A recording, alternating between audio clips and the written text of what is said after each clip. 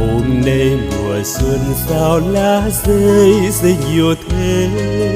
Hôm nay vì đâu bao cánh hoa vơi tàn úa. Bình minh hoa tươi thắm quê màu, chiều xuống đã sớm tàn sắc hương.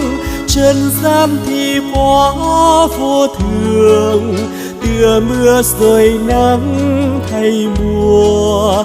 Tiếc thay đời người như lá hoa rụng rơi.